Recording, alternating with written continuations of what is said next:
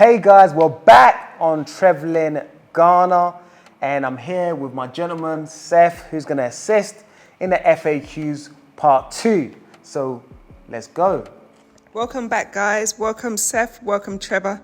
Last time you two dropped some amazing gems, where to look for when buying land, what locations, and also what to look out for when buying a home. That was fantastic. Thank you so much.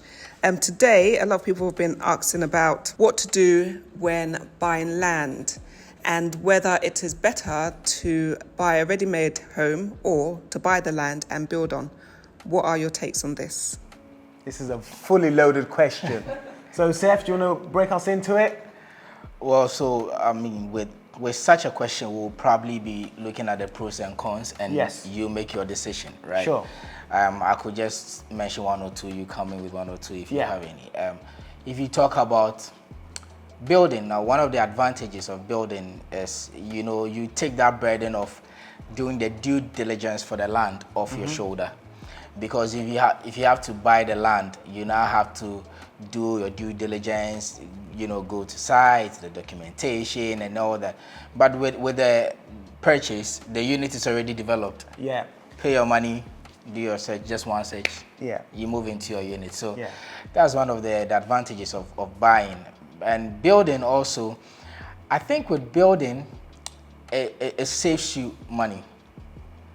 That's what I think, because when you are buying from someone, they already have their profit margin factored into the price of the unit. But when you are building, you know how to mitigate cost, save money. So that's also one of the advantages of building. And building also takes that pressure of timelines off you, because you are building or developing at your own financial pace. As and when you have the purchasing power, you get some materials, you continue with your project. Absolutely. If you are buying, there's a payment plan, all right, but maybe it doesn't really suit you. It all depends on your purchasing power. What do you think? For me, I'm in two minds about it, and it all depends on which stage you are in your life. So for example, me personally, when I moved over to Ghana, I had a plan to buy my land, build ideal home and everything else with it. So I started to rent out with my family. Unfortunately for us, we weren't able to extend the rental period. So we're only in the property for about 3 months, and the landlord said that they actually wanted the property back because of unforeseen circumstances. This can happen in Ghana. And they didn't give you any exact reason, unforeseen? Well, it was that they had an unforeseen circumstances and they wanted the property. I think they really wanted to kick us out anyway, so. That forced us to actually do something which we didn't really plan to do, but it made us focus on actually buying our own house. And that was a lot more easier because the house was already built. We obviously had to see whether it would suit the family and so forth, and it did. And also see what location it is and how close it is to the school. So having rented the property, it allowed us to be able to then see, is this location that we want to be in?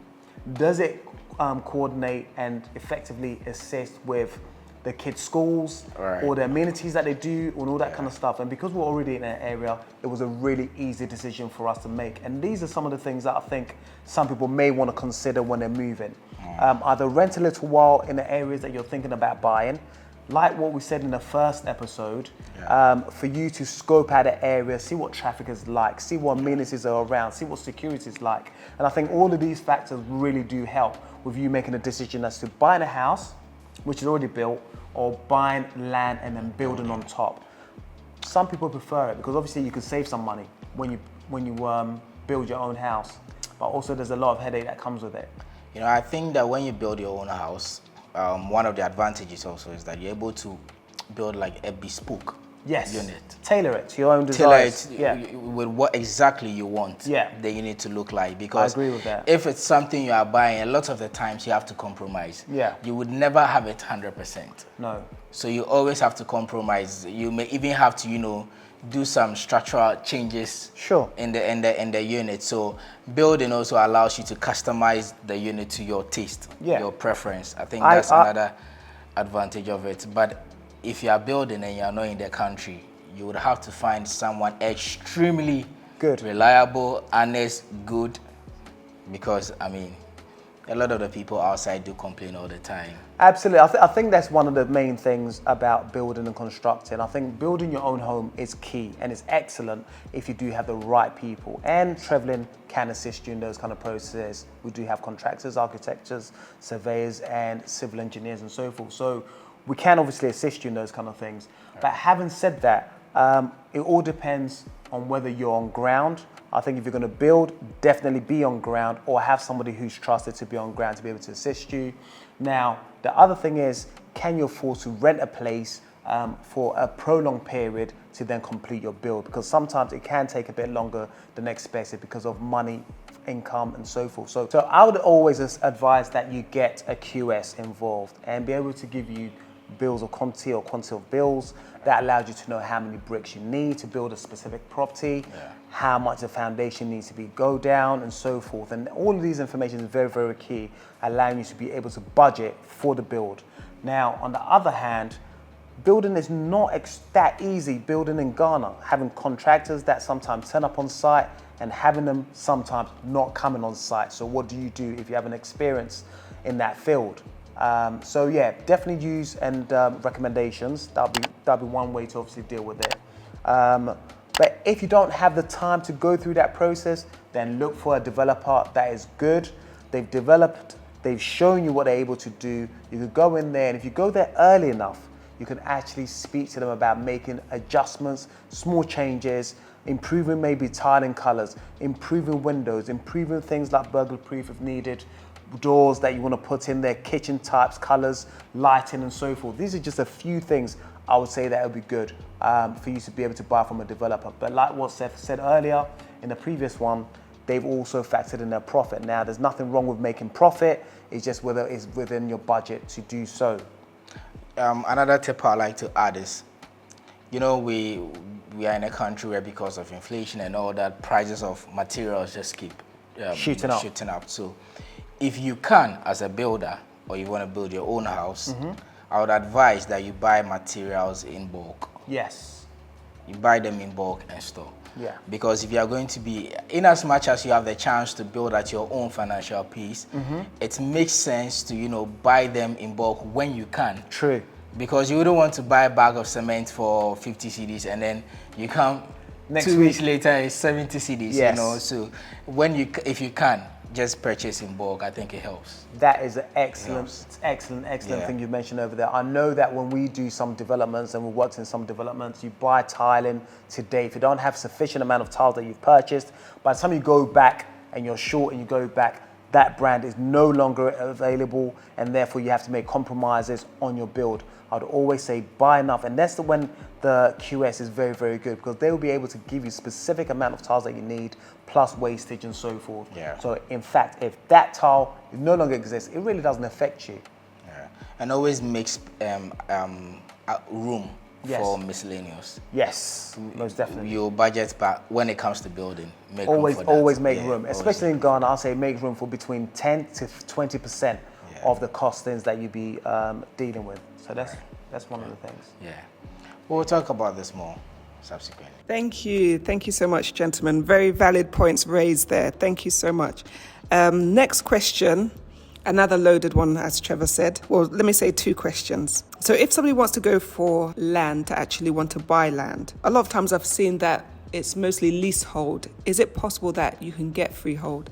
If not, what are the terms for leaseholds for Ghanaians and non-Ghanaians? That's my first question. Secondly, buying land, you could buy land one day and then a couple of days later realize that 10 other people have bought the same land. What ways or what can people do to mitigate or reduce the risk involved in buying land? Now, there are issues with land being purchased over and over again. One of the best ways to mitigate this is to first of all do a search. Get your own surveyor, a surveyor that you trust or recommended.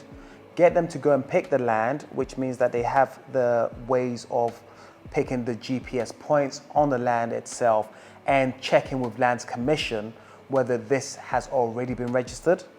If it has been registered, who it's in their name of, and make your inquiries on the ground. When we say on the ground, we mean ask the neighbors around if they know of the persons who's registered it. Sometimes they may not know. Ask who the chief is, because they would have been the people that would have sold it and so forth. So you do a due diligence through that process. If it has been sold, guys, I would definitely say to you, move away from it. Unless it's something that you're really, really keen to proceed with, then you stick it out. But otherwise, if it's already got someone registered in it, move away from it and find something that hasn't been registered. But always, always do your due diligence. Get a surveyor to go on there. They'll do a search. A window search will save you money and time. But if you're really keen, do official search, because it will give you a history of what's happened on that land. How many people have registered it? Who else has been sold to? If there are any defects on the land, such as people have encroached on it, and whether there's any litigation ongoing on the land as well. So that is really, really key information. Right. So about the lease, so currently Ghanaians are able to own the land up to 99 years, and then non-Ghanaians or foreigners are able to own it up to 50 years, because we are not doing freehold, we are doing leasehold in the country currently. It's interesting what you said about the due diligence. I had an experience in my early days in this industry. So there was this man, actually he was a chief, and I didn't even know he was a chief. Okay. But I met the man through his daughter. Okay. So I was going to show him a land, I think around Amasaman. Yeah. And I would say I was naive. I didn't know a lot of things, but these are the things that gives you the experience. We went to the site, we saw the land. When we're done, we're leaving, he said, oh, he's waiting for someone so I could take the lead. Okay. As naive as I was, I left. Now later, this man calls me and says, you know what, when he said he wasn't leaving, he actually, he was waiting for someone, he wasn't waiting for anyone. He just wanted to, do his own due diligence. So he asked the people around what they know about the land, if they have any information, and he got some, helpful information. Okay. Yeah, he got information. Apparently, I think the land was still even under dispute and all that, but I didn't know. Yeah. I'm just someone who just got into the industry. I just want to make money, And that was like my first major lesson. Yeah. Like you said, groundwork. You need to. You need to be able to go there in the absence of whoever is selling the land to you, and ask questions. Yes. Whatever goes on the land, if it's dispute, quarrels, fights, whatever, people are on sea. Yeah. So they might have some relevant information Absolutely. for you. And there's something we say in Ghana here, that if you want to know you really own the land, start something on the land. Yes, definitely. Yeah. So that goes to say, once you've actually done your due diligence and it appears that the land is clean, registered land and so forth, I would then say to you, maybe take like a truck, or take like what they call over here, a payloader or so forth, and start grading around the land. If there are issues on the land, that will bring people out of the woodworks, and you definitely find out that there was an issue there at that point. So I wouldn't advise anybody to make 100% full payment of the land immediately unless it has been registered and it's been titled. That will give you peace of mind. But if it hasn't, and you're buying it from a family or as a store land, then please make sure you do your due diligence. We can help you by providing you surveyors. We can help you by providing you people that you'll be able to get in touch with. So if that's okay for you. I want to add that it's very important that everyone takes what you said about the official search. Yes. Unofficial search will, definitely save you money, probably even time. Yeah. But it's fundamental, it's imperative that you do the official search. Yeah. Mapping, surveying, plotting, gives you the history of the land. It's very, very important. So I would advise, or I would recommend, the official search for everyone doing their due diligence. It's very, very important. I agree with that. Other than that, land litigation in Ghana is such that you can buy a land and for the rest of your life, you could never even do anything on the land. There are lands that are still being fought over for years. Yeah. So you don't want to throw money down the drain. You have to do this important due diligence, and you would own your land. And I also recommend titled, registered lands. Absolutely. For buyers. Now, one of the questions that was raised was also about freehold. Now, generally now in Ghana, they don't offer freehold. If you're lucky to come across freehold, it's because it's been registered and it's been titled previous to the legislations that came into effect, I believe, early part of 2018, 2019 or so. So that way, whoever has the freehold title is able to then transfer it to the new people. But generally speaking, even Ghanaians have leaseholds. 99 years for Ghanaians, and for foreigners it's 50 years. Now these are still renewable after these periods have expired, and it's registered whereby you can go to Lands Commission and they will be able to give you valuation as to how much you would pay increment on the land itself. And you can hand the land over to your kids, you can hand it over to your beneficiaries and so forth. It doesn't mean that you're going to get kicked off the land when the lease expires. There is a token that you must pay, and there was a specific reason why it's turned into leasehold. And initially I wasn't really comfortable with it, but after finding out the real reason behind it, it became apparent where it was. Now, if people were to come to Ghana, as we're having loads of people looking to invest in Ghana and purchase in Ghana, and they were to buy acres and acres and acres of land and own the freehold on it, then indigenous Ghanaians will never have anything in the next 100 years. So this way it protects indigenous people and makes sure that the land still belongs to the citizens of Ghana, but it is your land at the end of the day. So that gives you the benefit and reassurance of the lease. Thank you. Thank you. That makes a lot of sense. And thank you for answering the questions about land acquisition as well. I'm sure you'd saved a lot of people some money and heartache as well, because me, myself, I've been burnt and learnt the hard way. So thank you so much for that. And I think that's a wrap for today. I'm sure there's plenty more questions coming, but we can deal with those another day. So guys, look, keep the questions coming. We've given you another episode of what we believe is great content, questions that you sent to us saying you're interested in finding out. Continue sending the questions. On this note, we'll say we're leaving you to comment, subscribe, and hit the notification button. And we'll see you on another run. Take care.